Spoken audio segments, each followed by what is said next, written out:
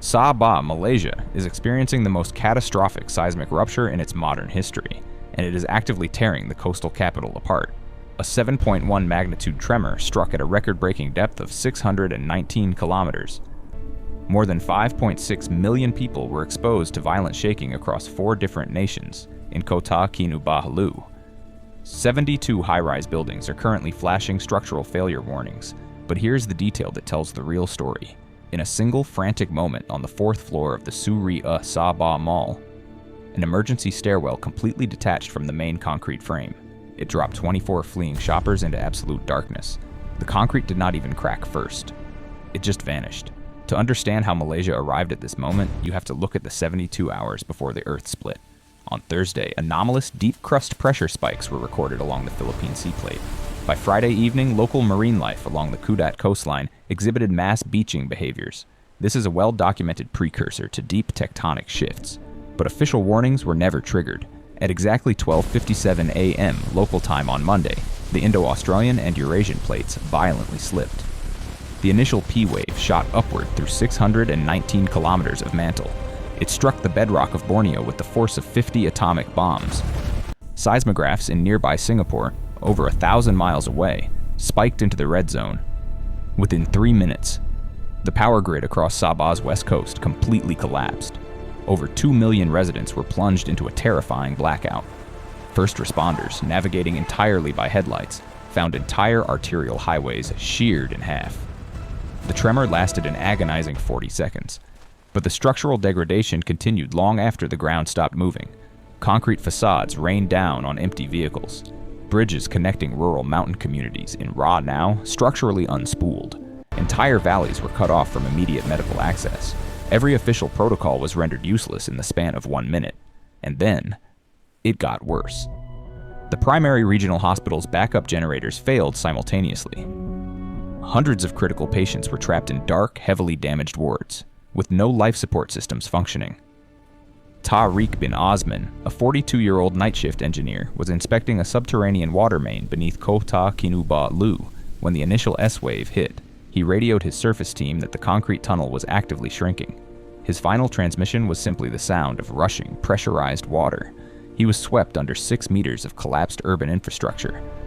Above ground, 28-year-old Australian tourist Sarah Jenkins was filming a late-night vlog on the balcony of her 14th-floor hotel room. The footage recovered from her shattered phone shows the horizon violently tilting upward, before a deafening crack overpowers the audio. Within seconds, every person in the frame disappeared. The mountain did not care. Emergency crews are still trying to dig Tariq out, but the shifting debris makes every attempt a lethal gamble. In the rural district of Borneo, 61-year-old farmer Li Wei was awake, tending to his livestock. He watched helplessly as a massive fissure opened directly through the center of his property. It swallowed his entire livelihood in a cloud of blinding dust.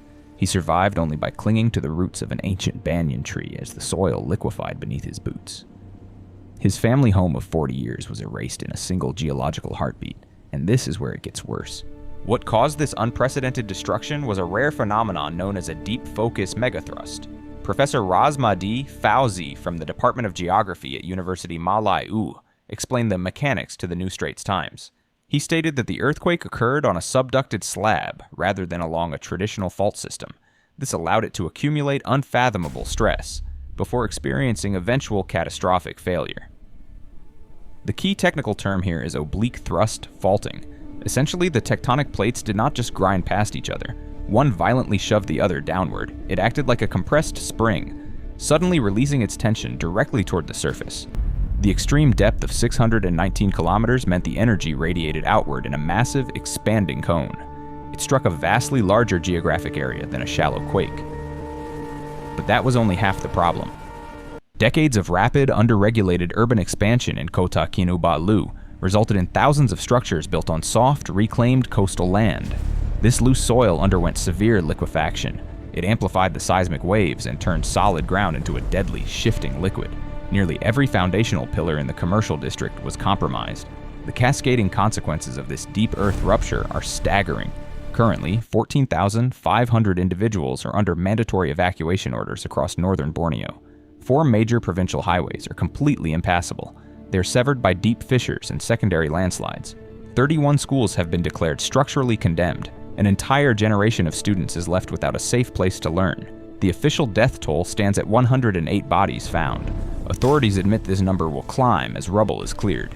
Economic losses are projected to shatter the $2.4 billion mark. This breaks all historical averages for the region. Over 46 rural communities remain entirely cut off from the electrical grid and fresh water supplies. And this is where the numbers stop being statistics. Among the victims recovered from the collapsed Sabah Mall stairwell was a mother. She was still tightly wrapping her arms around her 7-year-old daughter. Both were covered in the gray dust of an infrastructure system that fundamentally failed them. The sheer scale of this tragedy has immediately triggered an aggressive criminal investigation. The Malaysian Anti-Corruption Commission has officially opened a formal inquiry into the municipal zoning boards and private construction firms. They are targeting the entities responsible for the city's newest high-rise developments. The primary allegation is that critical seismic dampening requirements were systematically ignored to cut construction costs on reclaimed land. At this moment, the investigation is active. 3 prominent property developers have been barred from leaving the country. Their corporate offices are being raided for blueprints. Authorities are also demanding to know why the national tsunami and seismic early warning system failed.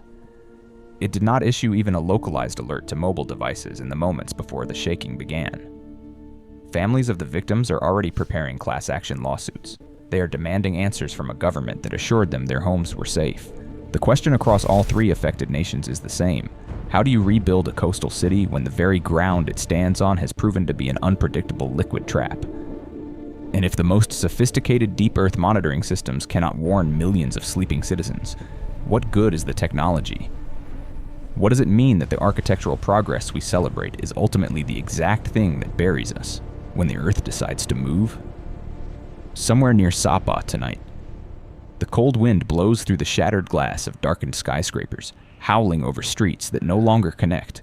The earth is still moving, and the fractures in the concrete are only just beginning to show.